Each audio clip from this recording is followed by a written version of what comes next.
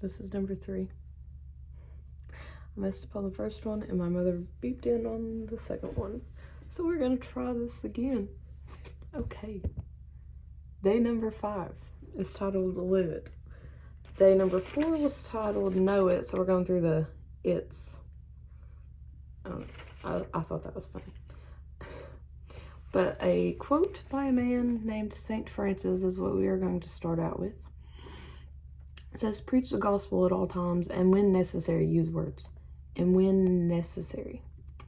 So it's not always necessary that we use words when we're sharing. So we must share through our actions, how we treat others, how we carry ourselves, how we do everything. So I just put a few funny things here. I'm gonna laugh, but I don't know if you... This doesn't mean to put on black and white makeup and mime out Jesus dying on the cross, and it doesn't mean choreographing and interpretive dance that communicates what Jesus did for us. I mean, you can do that. It's pretty cool when people do that kind of stuff, but what this is saying is that you should live your life like Christ so that you don't have to use words to tell people you're a Christian. So like I was saying the other day with Jimmy preaching and then going to McDonald's and being really unchrist-like and being mean, that's not living out your life like Christ. I mean, even if the message is good and then he's going and being rude to these people, that's not showing kindness. I'm not saying Jimmy does that. I'm just picking on Jimmy. I don't even know if he'll see these, but I'll pick on him either way. So how you live, people see that regardless if you live Christ-like, unchrist-like, like people see that. And that's how they associate you. Like, that's what they associate your name with, is how you act. So when you really know what you believe, why you believe it, and then become passionate about it, it will cause you to live that out naturally. So you don't even have to fake it. Like, you don't, if someone's mean, like I work at Food City, and if somebody comes in and is really rude, like my first instinct isn't to be mean back. It is to treat them with kindness regardless. And it's a very hard thing to do.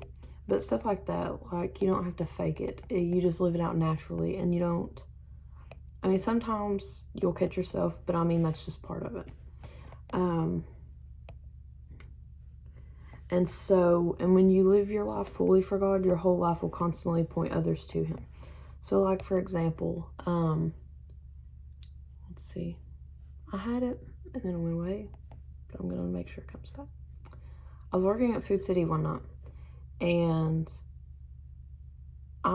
this girl was having a bad day, and I don't know what was going on. But I mean, I wasn't rude or nothing, but we were just talking. And she saw my tattoo, John 1:5.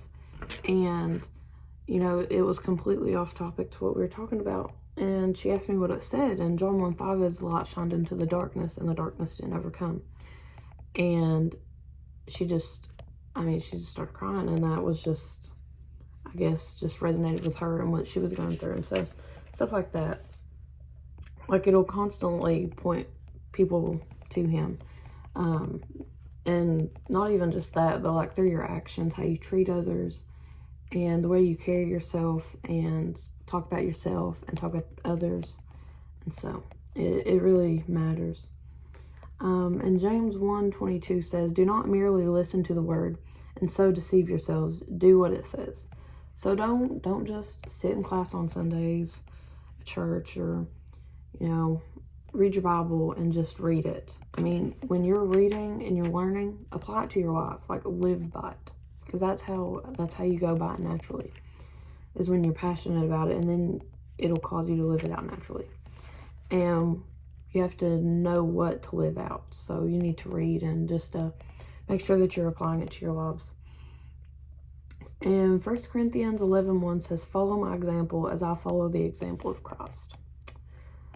So, that people should be able to follow your example as you are following the example of Christ. And so, that's just something to really think about, you know. How are you treating yourself? How are you talking about yourself? How are you treating others? And in what sense are other people coming up in your conversations?